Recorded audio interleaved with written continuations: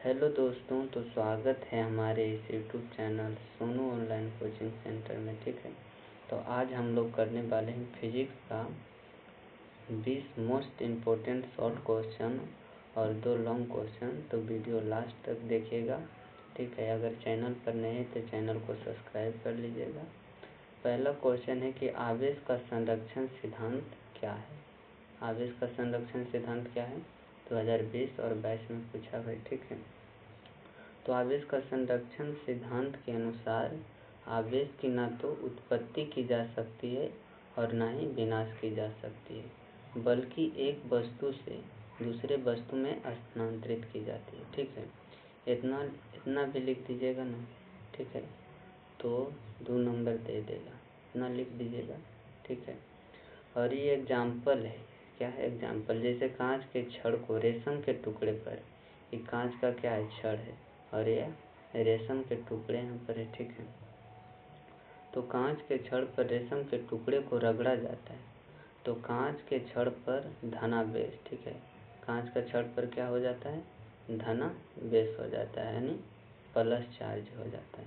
कांच के छड़ पर धनावेश, ठीक है, कांच का छड़ पर धनावेश हो जाता है और असली के कपड़ा पर क्या हो जाता है, असली का कपड़ा पर ऋणावेश हो जाता है। ठीक है, असली के कपड़ा पर ऋणावेश हो जाता है, तो टोटल चार्ज हो जाएगा 0, यानी प्लस इस पर प्लस, उसके बाद प्लस इस पर क्या है, माइनस। ठीक है, इस पर माइनस है तो प्लस क्यू और प्लस माइनस माइनस हो जाएगा, दोनों कट जाएगा, होगा टोटल चार्ज 0।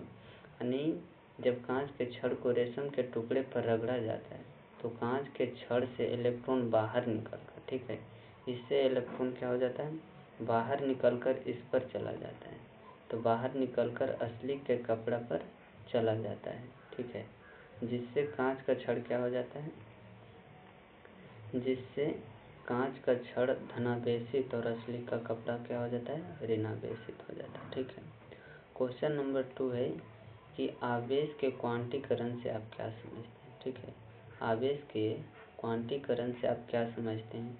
तो आवेश के क्वांटीकरण के अनुसार किसी वस्तु में आवेश की कुल मात्रा इलेक्ट्रॉन के आवेश का पूर्ण गुणज होता है, क्योंकि इलेक्ट्रॉन को और छोटे भागों में तोड़ना संभव नहीं होता है। ठीक है, यहाँ पर जैसे एग्जांपल देखिए कि एक इलेक्ट्रॉन पर माने तो Q बराबर क्या होगा, एक इलेक्ट्रॉन। ठीक है, 1 इलेक्ट्रॉन, तो 1 गुने इलेक्ट्रॉन पर आवेश होता है 1.6 गुने 10 पर पावर -19 कूलम, तो क्या हो जाएगा 1 इलेक्ट्रॉन। ठीक है, आवेश 1 इलेक्ट्रॉन। तो इसी तरह सब देख लीजिएगा। ठीक है, तो उसके बाद यथा आवेश के क्वांटीकरण फॉर्मूला देख लीजिएगा कि यथा आवेश के क्वांटीकरण बराबर होता है Q बराबर प्लस माइनस यानी, और इलेक्ट्रॉन पर आवेश क्या होता है 1.6 गुने 10 पर पावर -19 कूलम। ठीक है, क्वेश्चन नंबर 3 कह रहा है कि चुंबकीय फ्लक्स की परिभाषा, है ना, चुंबकीय फ्लक्स की परिभाषा एवं SI मात्रक लिखिए। तो चुंबकीय फ्लक्स किसे कहते हैं, तो चुंबकीय क्षेत्र में किसी बंद समतल सतह से होकर गुजरने वाली कुल चुंबकीय बल रेखाओं की संख्या के मापदंड को क्या कहते हैं, चुंबकीय फ्लक्स कहा जाता है। ठीक है, चुंबकीय फ्लक्स 5M बराबर होता है क्या, B.A। ठीक है, और SI मात्रक टेस्ला मीटर स्क्वायर या वेबर होता है, बीमीय सूत्र 10-21। ठीक है, 10-21 होता है। क्वेश्चन नंबर 4 कह रहा है कि आभासी नमन कोण से आप क्या समझते हैं।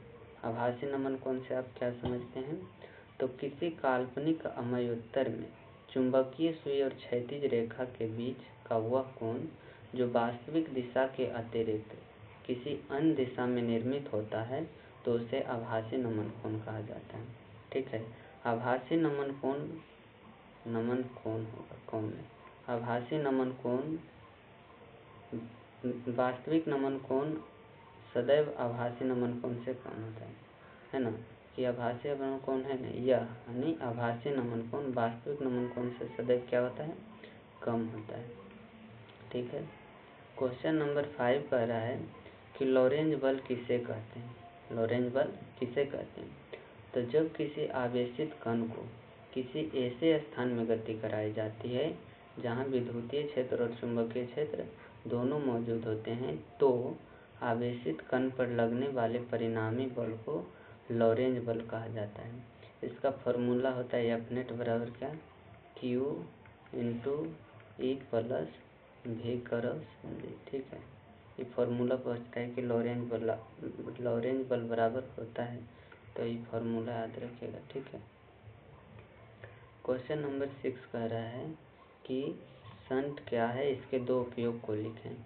तो शंट एक निम्न प्रतिरोध का सुचालक तार होता है जिसे धारा मापी यंत्र के साथ समानांतर क्रम में, कौन क्रम में, समानांतर क्रम में जोड़ा जाता है। शंट का दो उपयोग, तो पहला है कि शंट का उपयोग करने से धारा मापी यंत्र के फेरोस्पर ब्रॉन्ज के तार को टूटने से बचाया जा सकता है। दूसरा है कि शंट का उपयोग करने से धारा मापी यंत्र के पारस सीमा लिमिट रेंज यानी पारस सीमा को घटाया बढ़ाया जा सकता है। ठीक है। क्वेश्चन नंबर 7 है कि विद्युतीय फ्लक्स को परिभाषित करें और इसका एसआई मात्रक लिखें, इसका एसआई मात्रक लिखें। ठीक है। तो विद्युतीय क्षेत्र में किसी समतल सतह के संगत विद्युत क्षेत्र की तीव्रता और सतह क्षेत्र सदिश के बीच अदिश गुणनफल को विद्युतीय फ्लक्स कहा जाता है। ठीक है। विद्युतीय फ्लक्स एक समतल सतह है। ठीक है। इस समतल सतह के संगत विद्युतीय क्षेत्र की तीव्रता सतह क्षेत्र सदिश के बीच, ठीक ना, सतह क्षेत्र सदिश के बीच जो अदिश गुणनफल होता है उसे कहते हैं क्या, विद्युतीय फ्लक्स। विद्युतीय फ्लक्स फाई ई बराबर होता है ई डॉट ए। ठीक है। ई डॉट ए, जहाँ विद्युतीय क्षेत्र है और ये विद्युत, उसके बाद है विद्युत फ्लक्स का ऐसा मात्रक वोल्ट इंटू वोल्ट मीटर होता है। ठीक है। वोल्ट मीटर या न्यूटन प्रति कूलम मीटर स्क्वायर। बीमीय सूत्र हो जाएगा 13 - 31। ठीक है। विद्युतीय फ्लक्स का बीमीय सूत्र होता है 13 - 31। क्वेश्चन नंबर 8 है कि बोर के परमाणु मॉडल की दो खामियों का उल्लेख करें। तो बोर के परमाणु मॉडल के अनुसार परमाणु के अंदर इलेक्ट्रॉन के वितरण के बारे में कोई जानकारी नहीं दिया गया। ठीक है। यानी परमाणु के अंदर इलेक्ट्रॉन के वितरण के बारे में कोई जानकारी नहीं दिया गया है। ठीक। दूसरा है कि बोर के परमाणु मॉडल एकल इलेक्ट्रॉन युक्त परमाणु के लिए दिया गया है, अर्थात वह अधिक इलेक्ट्रॉन परमाणु के लिए सही नहीं होता है। ठीक है। क्वेश्चन नंबर 9 है कि चुंबकीय आघूर्ण की, ठीक है, चुंबकीय आघूर्ण को परिभाषित करें, इसका एसआई मात्रक को लिखें। तो चुंबकीय आघूर्ण किसे कहते हैं, तो किसी भी क्षण चुंबक के संगत उसके ध्रुव प्रबलता और दोनों ध्रुवों के बीच की दूरी के गुणनफल को चुंबकीय आघूर्ण कहा जाता है। इसे सामान्यतः m से दर्शाया जाता है। ठीक है। और चुंबकीय आघूर्ण एक कौन सी राशि, एक सदिश राशि होती है। चुंबकीय आघूर्ण एक सदिश राशि होती है और इसका एसआई मात्रक जो होता है एम्पियर मीटर स्क्वायर होता है। ठीक है। इसका एसआई मात्रक एम्पियर मीटर स्क्वायर होता है। क्वेश्चन नंबर 10 कह रहा है कि मॉड्यूलेशन क्या है और इसके प्रकार बताएं। तो मॉड्यूलेशन किसे कहते हैं, तो वह प्रक्रिया जिसके अंतर्गत एक निम्न आवृत्ति वाले तरंग को किसी उच्च ऊर्जा वाले तरंग के ऊपर अध्यारोपित कर उसके गंतव्य स्थान तक पहुंचाने की प्रक्रिया को मॉड्यूलेशन कहा जाता है। मॉड्यूलेशन मुख्य रूप से 3 प्रकार के होते हैं। पहला आवृत्ति मॉड्यूलेशन, दूसरा आयाम मॉड्यूलेशन, तीसरा कला मॉड्यूलेशन। ठीक है। क्वेश्चन नंबर 11 है कि विद्युत चुंबकीय तरंग क्या है। विद्युत चुंबकीय तरंग क्या है, तो जब आवेशित कण त्वरित अवस्था में होता है तो उससे उत्पन्न होने वाली तरंगों को ही विद्युत चुंबकीय तरंग कहा जाता है। विद्युत चुंबकीय तरंग की प्रकृति अनुप्रस्थ होती है। ठीक है। ये पूछता है कि विद्युत चुंबकीय तरंग के दो उपयोग को लिखें। तो ये पहला उपयोग है कि विद्युत चुंबकीय तरंग की प्रकृति कैसी होती है, अनुप्रस्थ होती है, और दूसरा विद्युत चुंबकीय तरंग उदासीन प्रकृति के होते हैं। ठीक है। क्वेश्चन नंबर 12 है कि विद्युत क्षेत्र की तीव्रता। ठीक है, विद्युत क्षेत्र की तीव्रता से आप क्या समझते हैं? तो विद्युतीय क्षेत्र में एकांक धनावेश पर लगने वाले विद्युत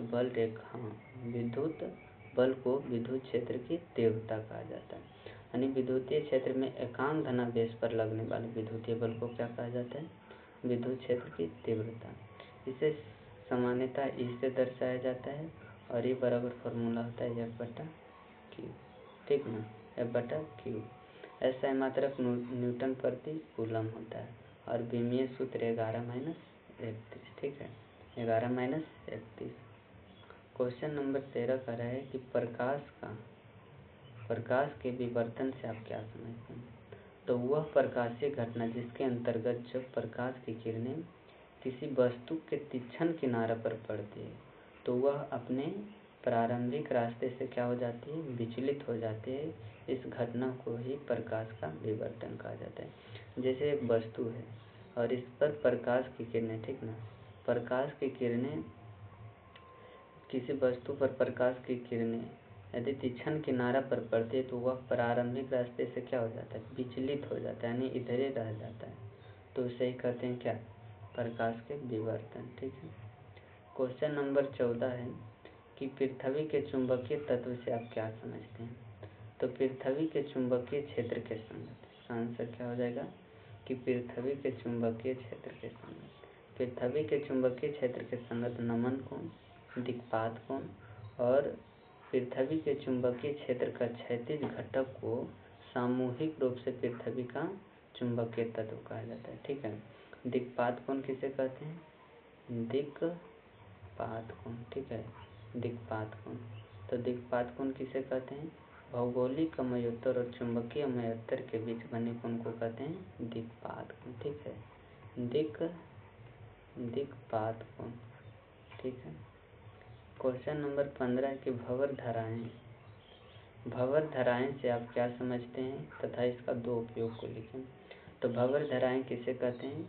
जब किसी धातु के टुकड़े को परिवर्तनशील चुंबकीय क्षेत्र में रखा जाता है तो उसके अंदर प्रेरित विद्युत धारा उत्पन्न होती है, जो ठीक उसी प्रकार प्रवाहित होती है जिस प्रकार फूलों पर मंडराने वाली भंवरें हो। तो इसी धारा को क्या कहा जाता है? भंवर धारा। भंवर धारा के दो उपयोग निम्नलिखित हैं। पहला है कि भंवर धाराएं का उपयोग प्रेरण भट्ठी में किया जाता है, जहां धातु के टुकड़े को परिवर्तनशील चुंबकीय क्षेत्र में रखा जाता है। उसके बाद है कि भंवर धाराएं का उपयोग विद्युत चुंबकीय ब्रेक में किया जाता है। ठीक है। क्वेश्चन नंबर 16 है कि ट्रांसफार्मर में ऊर्जा हर्ष के प्रमुख कारण को लिखें। तो ट्रांसफार्मर में ऊर्जा हर्ष के प्रमुख कारण निम्नलिखित हैं। पहला तार क्षय, दूसरा लौह क्षय, तीसरा फ्लक्स क्षय और चौथा शैथिल क्षय। ठीक है। इसके बाद क्वेश्चन नंबर 17 कह रहा है कि एन टाइप और पी टाइप अर्धचालक में अंतर स्पष्ट करें। तो पहले देख लेते हैं, क्या देखें, पहले देख लेते हैं एन टाइप। तो जब निज अर्धचालक में 5 संयोजी पदार्थ को मिलाया जाता है तो उसे एन टाइप अर्धचालक कहते हैं। ठीक है। और यही जब निज अर्धचालक में 3 संयोजी, ठीक है, 3 संयोजी अपदर पदार्थ को मिलाया जाता है, ठीक है, तो उसे कहते हैं पी टाइप अर्धचालक। यानी इसमें 5 संयोजी पदार्थ और इसमें 3। ठीक है। उसके बाद है कि एन टाइप अर्धचालक में वर्ग संख्या 15 के तत्वों को मिलाया जाता है, जिसमें मुख्य रूप से फास्फोरस और आर्सेनिक होते हैं। ठीक है। और इसमें है कि पी टाइप अर्धचालक में वर्ग संख्या 13 के तत्व को मिलाया जाता है, जिसमें मुख्य रूप से क्या है, एल्युमिनियम और गैलियम। ठीक है। उसके बाद है कि एन टाइप अर्धचालक में इलेक्ट्रॉन की संख्या होल की संख्या से अधिक होती है और पी टाइप अर्धचालक में होल की संख्या इलेक्ट्रॉन की संख्या से अधिक होती है। ठीक है। क्वेश्चन नंबर 18 है कि प्रत्यावर्ती धारा परिपथ में प्रतिघात और प्रतिबाधा क्या है। तो पहले प्रतिघात देख लेते हैं किस कहते हैं। तो जब प्रत्यावर्ती विद्युत परिपथ में केवल संधारित्र या प्रेरक जैसे विद्युत यंत्र का उपयोग होता है तो उससे उत्पन्न होने वाले कुल प्रतिरोध को प्रतिघात कहा जाता है, ठीक है। और प्रतिघात का SI मात्रक ओम होता है। उसके बाद प्रतिबाधा, तो जब, ठीक ना, कि जब प्रत्यावर्ती विद्युत परिपथ में LR, CR, LCR जैसे विद्युतीय यंत्र का उपयोग होता है तो उससे उत्पन्न होने वाले कुल प्रतिरोध को प्रतिबाधा कहा जाता है। इसे सामान्यतः Z से दर्शाया जाता है। और प्रतिबाधा का SI मात्रक क्या होता है, इसका भी ओम होता है, ठीक है। क्वेश्चन नंबर 20 कह रहा है कि धारा घनत्व से आप क्या समझते हैं। क्वेश्चन नंबर 19 क्या है कि धारा घनत्व से आप क्या समझते हैं। तो किसी धारावाही चालक तार के संगत प्रति एकांक अनुप्रस्थ काट का क्षेत्रफल से होकर गुजरने वाली विद्युत धारा को धारा घनत्व कहा जाता है। इसे सामान्यतः J से दर्शाया जाता है। धारा घनत्व बराबर होता है I/A और धारा घनत्व का SI मात्रक होता है एम्पियर मीटर स्क्वायर इनवर्स, ठीक है, ampere metre square inverse. Question number 20 है कि चालक की धारिता को प्रभावित करने वाला कारक को लिखें। तो चालक की धारिता को प्रभावित करने वाला कारक निम्नलिखित है।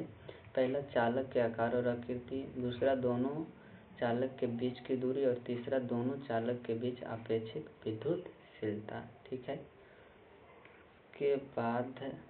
उसके बाद लॉन्ग क्वेश्चन है, ठीक है। उसके बाद लॉन्ग क्वेश्चन है।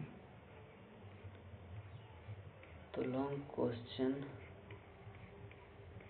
देखिए, पहला लॉन्ग क्वेश्चन है कि ट्रांसफार्मर की बनावट क्रिया उपयोग को समझाइए, ठीक है। तो ट्रांसफार्मर किसे कहते हैं पहले यह समझे। यह एक ऐसी विद्युतीय यंत्र होता है जिसकी सहायता से प्रत्यावर्ती वोल्टेज के मान को बढ़ाया या घटाया जा सकता है, ठीक है। उसके बाद इसका सिद्धांत है कि ट्रांसफार्मर का सिद्धांत उन्नयन प्रेरण पर आधारित होता है, ठीक है।